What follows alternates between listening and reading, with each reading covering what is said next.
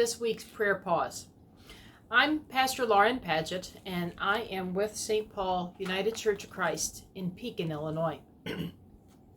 This past week or so, we certainly have entered a new season in our lives and in our country. There is a heavy pall, a burdened pall that is across our nation since the murder of George Floyd. And I want to be clear that it's not just one man who was brutally murdered in the streets. This one man, George Floyd, has become symbolic in a time and in an era after centuries of our black brothers and sisters, brown, red, yellow brothers and sisters, whose bodies have been found broken in the streets of the United States of America. This is the culmination of centuries of oppression and centuries of white privilege and white superiority. Many of you have reached out to me and shared with me how heavy-hearted you are and how much you are filled with anxiety and an overwhelming sense of sadness. Marin Tirabassi says this about times like these: your hearts are troubled, and it is no sacrilege to let them be so. There are 150 Psalms, and over a third of them are Psalms of laments. Jeremiah is filled with lament. An entire book of lamentation is devoted to the lament of the people of Israel who were grieving after the Babylonians had come through and destroyed Jerusalem. We hear it throughout the scriptures of how humans have grieved during times of great loss.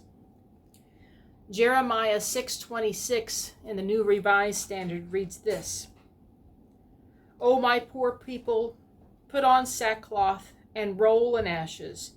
Make mourning as for an only child, most bitter lamentation, for suddenly the destroyer will come upon us.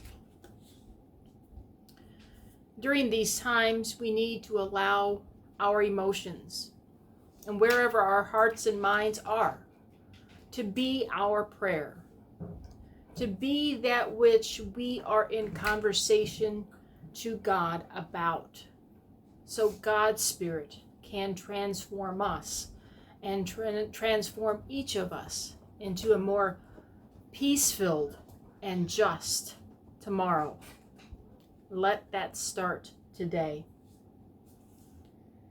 A dear friend of mine, Mark Miller, who is a musician and a composer, has composed a song entitled Lamentation. He wrote it May 29th, 2020, in response to the murder of George Floyd. And he and a friend, Adam Tice, wrote the words together. I will be sharing a link to that YouTube video right down in this area for you to look up.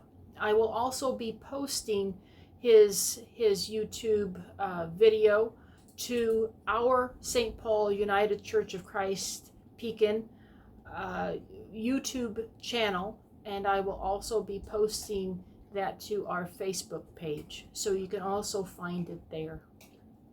In the meantime, hear these words from Mark and for Adam, and may they be for us our prayer today.